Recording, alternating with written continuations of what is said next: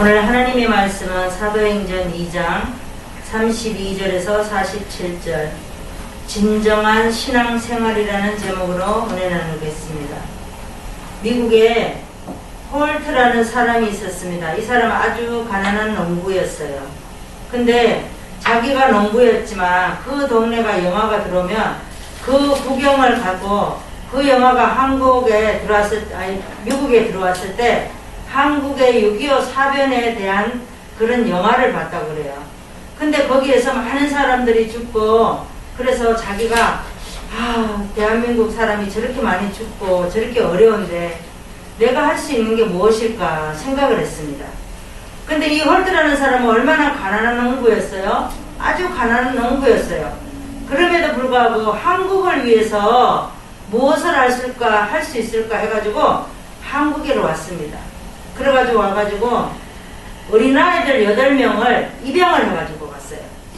가지고 가서 거기 가서 그 나라에서 입양에 어떤 복지 시설을 만들어가지고 입양을 했습니다. 근데 그분이 입양을 하는 걸 보고 많은 사람들이 그분을 도와줬고 또 그걸로 인해서 복지로 인하여 많은 사람들이 그 일을 하게 되었다라는 거예요.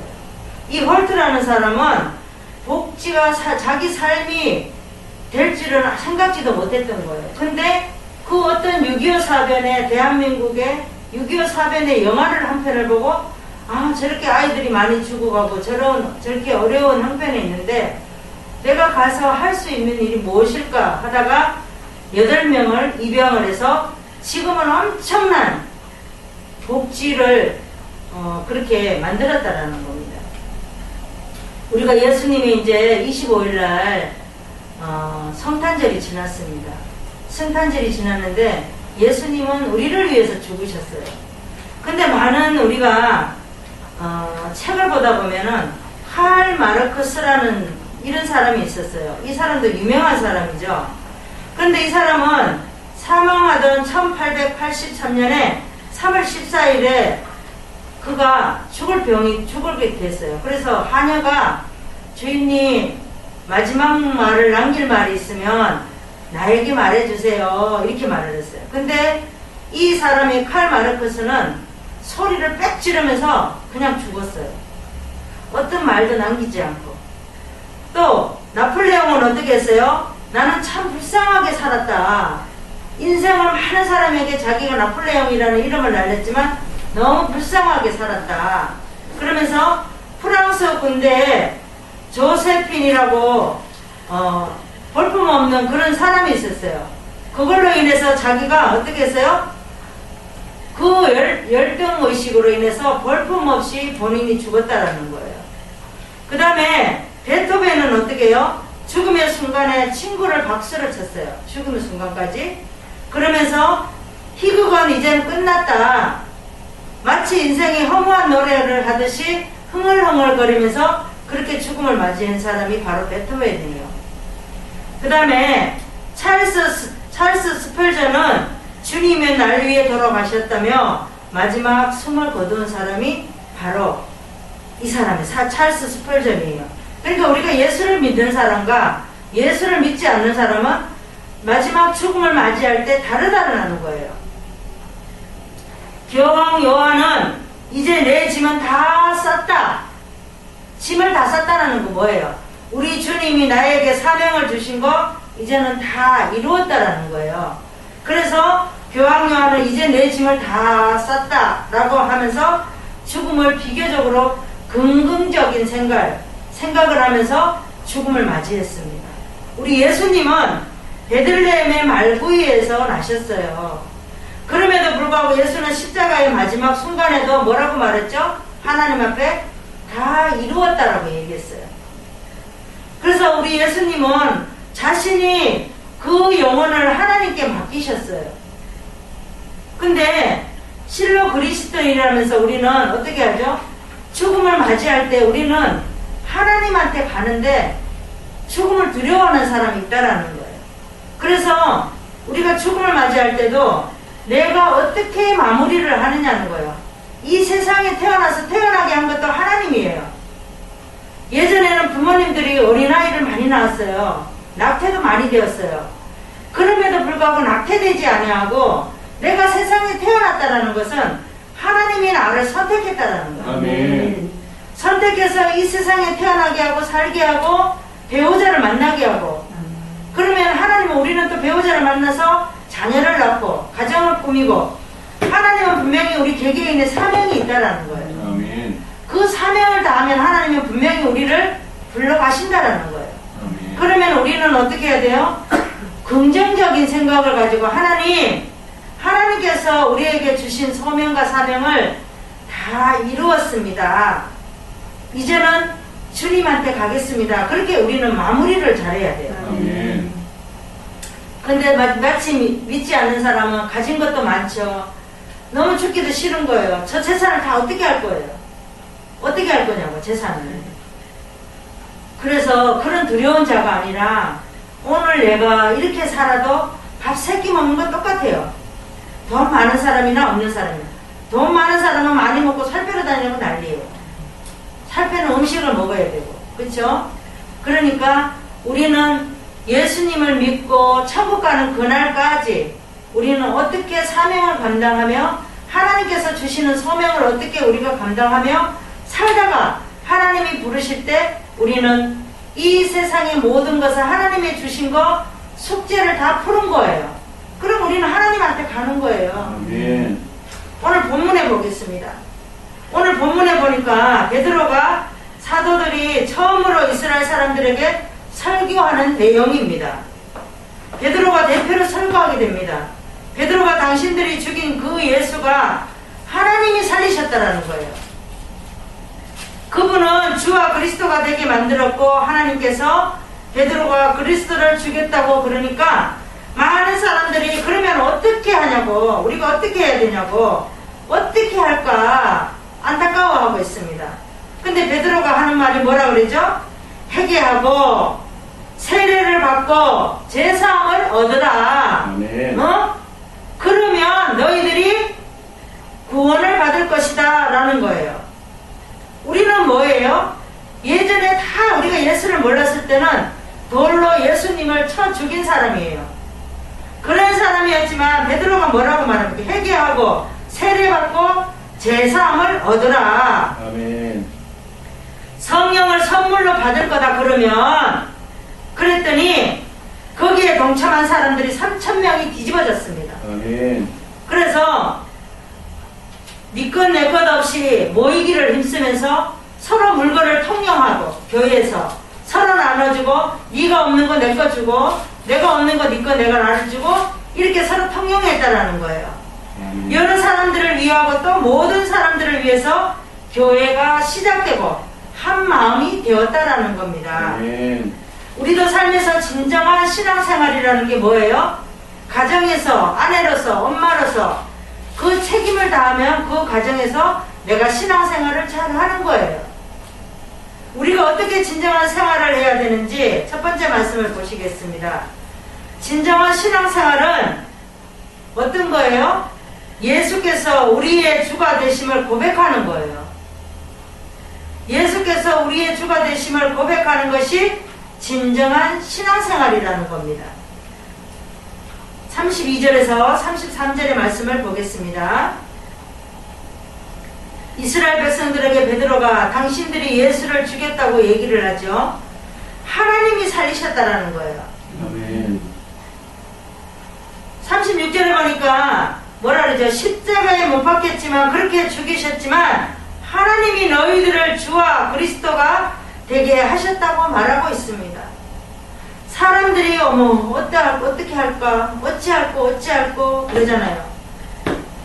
그래서 우리 베드로가 뭐라 그래요?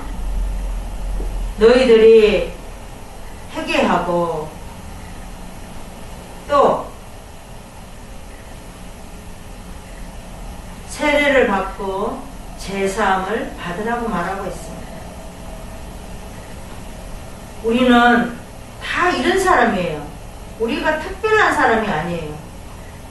우리가 다 예수를 죽이고 회개하지 못하고 또 세례를 안 받으려고 하고 제사함이 내가 무슨 죄인이냐 그러고 막 그랬던 사람들이에요.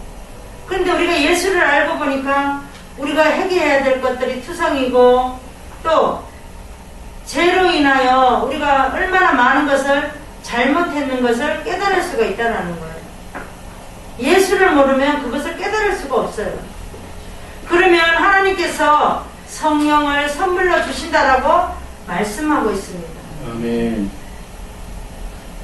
성경을 보겠습니다. 요한복음 20장 28절을 보겠습니다. 27절에서 29절까지 한번 보겠습니다.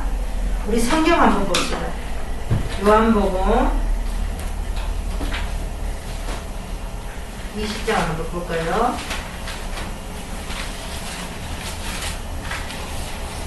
아, 20장에 27절을 한번 26절 한번 봅시다.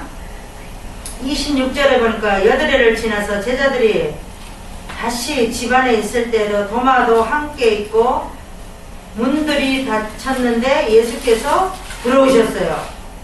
들어오시면서 너희에게 평강이 있을지어다. 이렇게 문이 닫혔는데 예수가 그냥 쑥 들어왔어요. 그러니까 27절에 도마에게 예수님이 뭐라고 말하죠? 도마가 자꾸 의심을 하니까 예수님이 다 들으신 거예요. 다 보신 거예요. 뭐라고 말하죠? 네 손을 이리로 내밀어 내 손을 보고 내 손을 내밀어 내 옆구리를 넣어보라. 그리하고 믿음 없는 자가 되지 말고 믿는 자가 되라. 이렇게 말하고 있어요. 아멘. 도마가 뭐라 그랬죠? 나의 주시며 나의 하나님이시니이다. 손도 못 박힌 걸 봤고 옆구리도 찔린 걸 봤고 다 보고 나니까 뭐라고 고백을 해요? 그리스도 나의 주시며 나의 하나님이시라고 고백을 합니다. 그러면서 29절에 너는 나를 본 거로 믿느냐? 보지 못한 거로 믿는 자들은 복되다라고 얘기합니다. 아멘. 보고 믿지 말고 말씀을 통해서 하나님께서 우리에게 복을 주신다라고 믿는 자가 복되다라는 거예요. 아멘. 도마는 처음에는 부정을 했어요. 나중에는 인도까지 가서 복음을 전할 때 도마의 레파토리는 뭐예요? 주님이 부활하셨네. 어떠한 일이라도 이 사람이 죽을 때가 됐어도 주님이 부활하셨네. 그러면서 돌아다니면서 그렇게 했어요. 우리도 이 도마와 같이 예수를 보고 믿는 것이 아니라 안 보고도 말씀을 통하여 예수님이 이러이러하셨다라고 하나님이시라고 우리가 인정을 해야 됩니다. 아멘. 우리도 진정으로 예수님을 주인이라고 고백하는 진정한 신앙생활을 해야 될 줄 믿습니다. 아멘. 우리가 어떻게 진정한 생활을 해야 되는 신앙생활을 해야 되는가? 두 번째 말씀은 죄를 회개하고 성령의 인도를 받는 것이 진정한 신앙생활인 줄 믿습니다. 우리 37절에서 보겠습니다. 37절에 보니까 저희가 이 말을 듣고 이제 베드로의 설교를 듣고 3,000명이 회개하는 말씀이에요. 저희가 이 말을 듣고 마음이 찔려서 어찌할꼬 하거늘 베드로가 회개하여 제사함을 얻으라. 그리하면 성령을 선물로 받을 것이다. 이렇게 말씀하고 있어요. 그러니까 우리는 어떻게 되는 거야? 그러면 우리는 예수를 죽였는데 우리는 그럼 어떻게 되는 거야? 어떻게 할까? 그랬어요. 그러니까 베드로가 너희는 회개하고 세례를 받고 제사함을 얻으라. 그리하면 성령으로 너희들이 선물을 받을 거야. 이렇게 말하잖아요. 그랬더니 베드로가 얘기하고 나서 많은 사람들이 열매를 맺습니다. 3,000명이라는 수가 다 구원을 받고 세례를 받고 뒤집어지는 역사가 성령의 체험을 하게 되는 역사가 일어났다는 거예요. 아멘. 바로 사람들이 그때까지는 몰랐지만 자기들이 옳고 자기를 괜찮고 엄청나게 괜찮은 사람들이라고 얘기를 했습니다. 근데 베드로의 설교를 예수님의 설교를 듣고 나서 이 3,000명이 맞아 우리가 예수를 죽였네요. 어떻게 해야지 우리가 그러면은 어떻게 하지 그랬어요. 그런데 베드로가 뭐라고 말합니까? 너희들은 회개하고 세례받고 제사함을 얻으라. 그러면 너희들이 구원을 받을 것이다 라고 성령의 체험을 할 것이라고 말을 했습니다. 아멘. 우리도 마찬가지예요. 우리도 예전에는 다 예수를 몰랐던 사람이에요. 다 다 죄인이었어요. 무당들이 굿하면 거기 가서 구경도 했고 또 우리는 실제로 굿도 했고 이랬던 사람들의 죄인이에요. 그런데 우리가 성령을 받고 예수님을 만나고 그러고 보니까 다 아무것도 아니었다라는 거예요. 하나님은 오늘도 죄를 회개하고 성령의 인도를 받으라고 말씀하고 있습니다. 아멘. 성경을 보실까요? 호세아서 12장 6절을 보시겠습니다. 구약의 1266장을 보시겠습니다. 그런즉 너희 하나님께로 돌아와서 인애와 공의를 지키며 항상 너희 하나님을 바라볼지니라. 이렇게 말씀하고 있어요. 항상 그분의 뜻을 따라가는 것, 주님을 바라보는 것, 이것이 하나님이 원하는 거라는 거예요. 아멘. 하나님은 우리에게 엄청난 걸 바라는 게 아니에요. 항상 그분의 뜻을 따라가는 것, 그분을 바라보는 것. 우리 주님은 그걸 우리에게 원하신다라는 거예요. 아멘.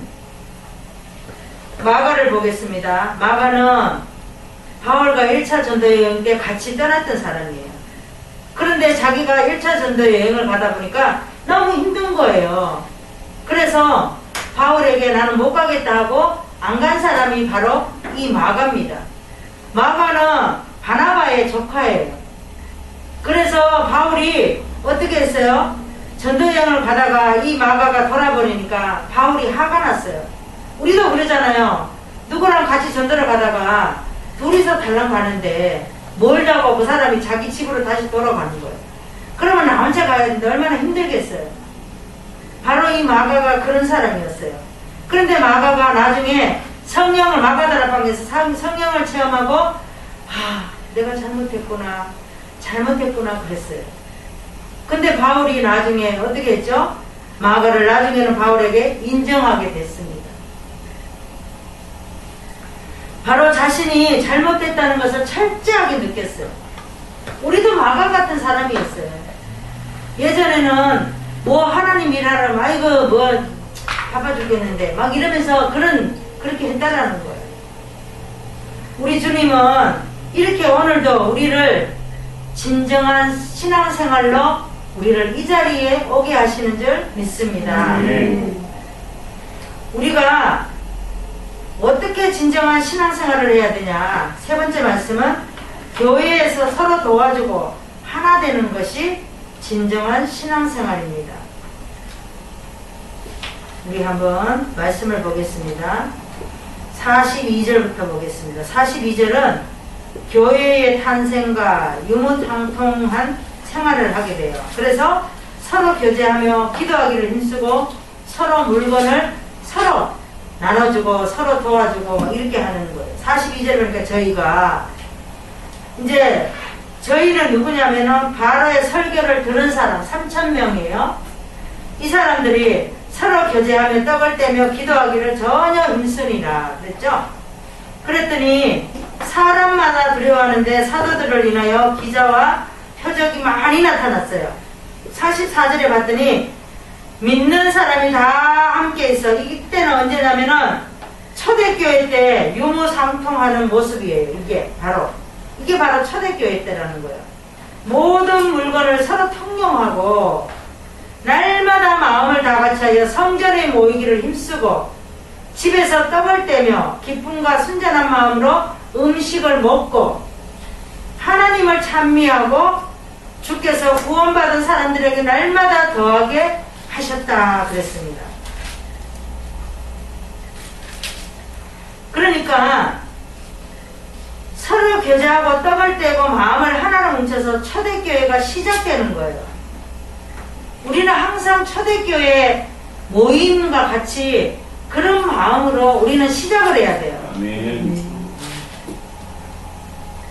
내 것 네 것 없이 서로 감사하며 많은 것을 가진 사람 없는 자에게 주고 또 없는 사람은 많은 사람에게 서로 받고 이렇게 서로 나눠주고 이렇게 했다라는 거예요. 교회 안에서 먹고 살아가는 모범이 되는 신앙생활이 되는 것이 바로 초대교회의 시작이었다라는 거예요. 아멘. 우리도 교회는 비록 적지만 서로 위로해주고 어려우면 서로 도와주고 기도해주고 감싸주고 안아주고 이렇게 할 수 있는 것들이 바로 오늘의 초대교회인 줄 믿습니다. 아멘. 성경을 보시겠습니다. 마태복음 5장 16절을 보시겠습니다. 신약의 6장을 보시겠습니다. 이같이 너희 빛을 사람 안에 비치게 하여 저희로 너희 착한 행실로 보고 하늘에 계신 너희 아버지께 영광을 돌리게 하라. 이렇게 말하고 있습니다. 빛된 삶이라는 것은 소금의 삶이에요. 소금은 어떻게 해야 되죠? 먼저 소금의 역할을 해야 돼요. 소금은 뭐예요? 뭐 하면 되는 거예요? 녹아지면 되는 거예요. 녹아져야지, 소금이 녹아져야지 빛이 나는 거예요. 우리가 배추를 절일 때도 소금을 절일 때 소금으로 배추가 안 절여지고 녹지도 않고 그냥 소금이 가만히 있으면 소금은 필요가 없는 거예요. 소금의 역할은 바로 거기에서 자기가 없어지는 거예요. 그러면은 빛이 뭐가 나죠? 배추가 죽어서 나타나는 거예요. 우리가 내가 먼저 죽지 않고는 누구를 살릴 수가 없더라는 거예요. 소금이 먼저 녹아져야 그 다음에 빛으로 나타나며 나를 통해서 다른 사람이 살아날 수 있는 그런 진정한 신앙생활을 할 수 있는 저와 여러분 되시기를 바랍니다. 빌레몬을 보겠습니다. 성경의 빌레몬서의 빌레몬을 보겠습니다. 이 빌레몬은 아주 부자예요. 부자인데도 자기 집에서 교회를 개척을 했어요. 개척을 했는데 오네시모라는 종이 있었습니다. 이 종은 아마도 이 빌레몬의 집에서 뭐를 훔쳐가지고 도망을 갔어요. 도망을 가서 이 빌레몬이 너무 화가 났어요. 이 오네시모를 잡기만 하면 내가 가만히 안 놔둘 거라고 막 이렇게 그랬어요. 그런데 이 오네시모는 바울과 같이 감옥에 있었습니다. 감옥을 같이 있었어요. 그래서 이제 오네시모가 어떻게 이제 바울이 너희가 어떻게 감옥에 왔느냐 물었을 거예요. 그러니까는 내가 이렇게 우리 주인의 뭐를 훔쳐가지고 이렇게 감옥에 들어왔습니다. 이렇게 됐어요. 그러니까 바울이 얘기를 들어보니까 이제 지가 내가 죄인이에요. 내가 너무 잘못했어요. 그러고 막 해결을 하는 거예요. 그러니까 바울이 이 빌레몬에게 편지를 썼습니다. 감옥에서. 오네시모가 나와 함께 있으니 내가 보낼 테니까 네가 용서하고 오네시모를 받아줘라. 나와 함께 동역할 자다. 그러면서 그렇게 편지를 보냈습니다. 그랬더니 빌레몬이 바울이 그렇게 편지를 보내고 나니까 빌레몬이 마음이 누그러져서 오네시모를 하나님의 심정으로 받아줬어요. 우리도 어떠한 사람이 아무리 잘못을 해도 우리는 주님같이 주님의 마음같이 품을 수 있는 자가 돼야 돼요. 용서해 줄 수 있는 자. 어떠한 사람이 사람을 어떤 모양으로 나를 힘들게 하고 어떻게 할지라도 우리는 용서할 수 있는 그런 마음이 돼야 될 줄 믿습니다. 우리도 더 마음을 넓게 하고 사람도 받아주고 사람에게 나를 넣어줘야 돼요. 내가 그 사람이 어떤 사람의 마음을 갖고 있을지라도 나는 화낼 필요도 없고 화날 필요도 없고 사랑으로 나의 갖고 있는 그런 마음을 넣어주면 됩니다.